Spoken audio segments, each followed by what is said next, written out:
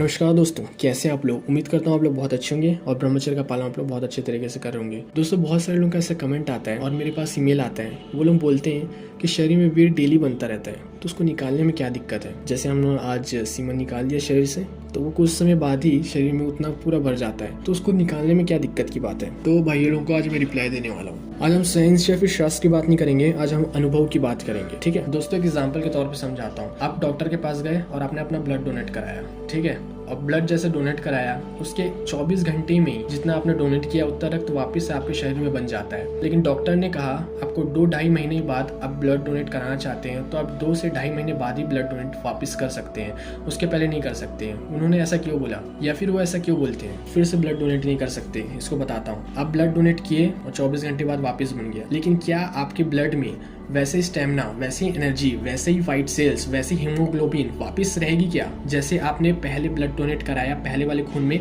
और अभी 24 घंटे में बन गया। उसके हिसाब से 24 घंटे वाले में ये सारी चीजें होंगी, वो उतना स्टेमिना, उतनी एनर्जी आप महसूस करेंगे? नहीं कर सकते। आपको डॉक्टर ने क्या बोला, अब 2 महीने बाद ही कर सकते हैं, मतलब 2-2.5 महीने बाद आप में वैसे ही एनर्जी, वैसे स्टेमिना आपके खून में आएगा जब आपकी खान पान अच्छी होगी तो ही। तो फिर हम बात करते हैं वीर्य की।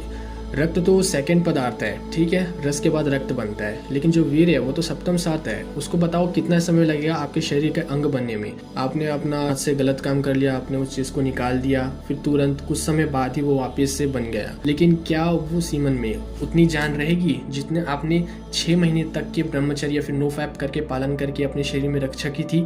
उसके बाद जो अभी 2-3 दिन में वो वापस आ गया, उसमें उतनी एनर्जी रहेगी? जो 2 दिन के आपके वीर्य में विटामिन सी, B12, कैल्शियम या फिर fructose, lactic acid, zinc, potassium, sodium, फिर फैट या फिर उतना प्रोटीन, ये आपके सीमन में पाया जाएगा जो आपने अभी 2-3 में रक्षा करके पाया है, या फिर वो उसमें पाया जाएगा जो कि आपने 6 महीने में रक्षा करके पाया था।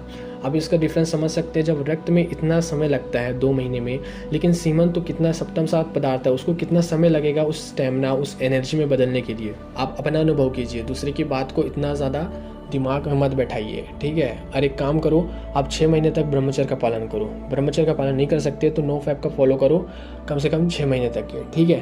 उसके बाद आप एक्सरसाइज वगैरह करो, 6 महीने में कर रहे हो, उसके बाद आपके स्टेमिना दिखेगा, ठीक है।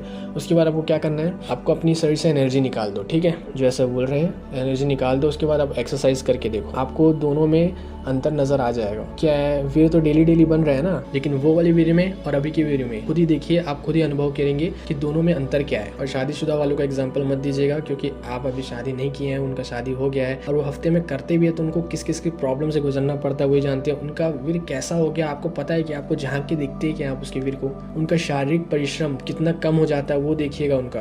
और आप जब ये चीज से दूर रहते हैं तो आपका शारीरिक परिश्रम देखिएगा। और जो हफ्ते में एक बार करता है या फिर डेली करता है, जिसका आदी हो गया है, ठीक है, उनके वीर्य इतना पतला हो जाता है कि पूछो मत।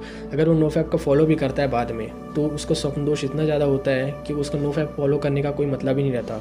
उसके जो वीर्य है उसमें शुक्राणु की मात्रा बहुत कम होती है, उसके शुक्राणु इतना कम हो जाता है कि उसका वीर्य बहुत पतला हो जाता है। ना ही इसमें कोई प्रोटीन या फिर जिंक, पोटेशियम, किसी तरीके से भी उसमें न्यूट्रिशन नहीं देखा जाता है। तो आप ही डिसाइड कर सकते हो, आप अपना अनुभव कर सकते हो इस चीज़ में, ठीक है। अब बताइए कि ब्रह्मचर्य का पालन करना चाहिए या नहीं करना चाहिए।